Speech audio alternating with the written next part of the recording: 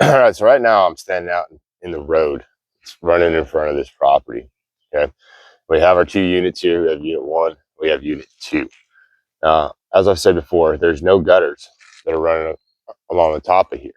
Okay, so that presents a challenge, but it also presents an opportunity, right? So it's a problem, but it allows us to have a solution that we can set up and correct that problem.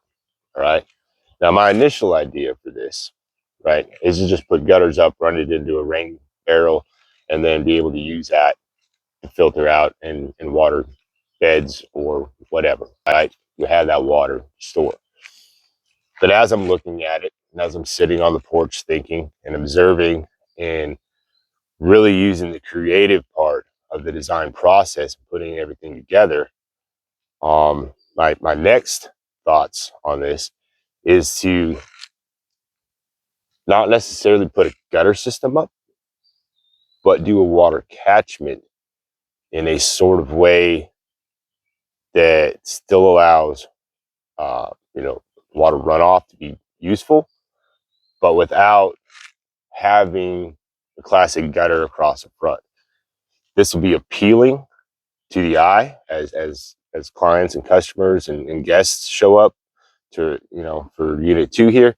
And also as you pull in, your design doesn't just have to be that static cookie cutter, this is where it's at. That's the great thing about permaculture, is that it really allows for creativity and outside the box thinking when it comes to your designs and your design principles and philosophies, right?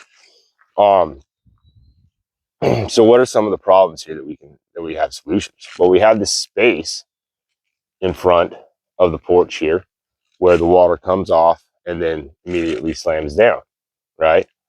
Okay, well, how can we use that to our advantage? No, you can put garden beds right there in the front, right? Which is a good plan. Plant, some food stuff, some flowers, some pollinators to attract hummingbirds and bees that are pleasing, and everybody likes to see that sort of thing, right? Also, detract insect deterrents, right? Like marigolds and lavenders, to keep some of the mosquitoes and ticks and some of those other insects that we don't really want around in our immediate zone 1 areas, right? But we do that, we just put a bed in, and then we have soil. Well, that water's just going to run off the roof and create a trench in our soil and overflood it. We don't really want that either, right? So the challenge here is to come up with a way to slow that water as it comes off of the roof line and then spread out and filter down into our garden beds so that they're not getting that hard line compaction rolling in, as well as the wind.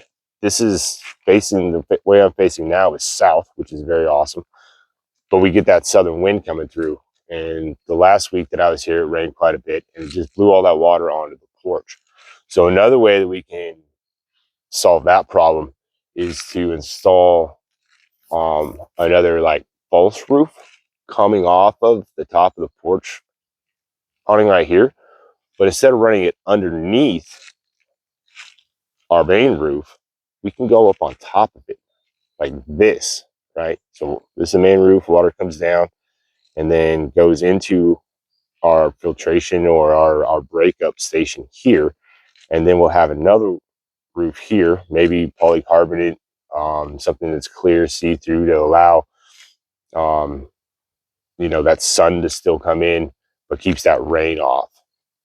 And then we can run water barrels, we can stack planters off of these beams that helps filter the water down to the lower beds. Maybe we do a concrete or a structure down here where we can have fish running through, and then that water comes in, overflows, spreads out. So this is just kind of some of the ideas that I have as we're standing here right now. But again, the more you're on a site, the more that you observe, and the more that you think about things and use that creative aspect of design, we'll be able to come up with a concept that really works.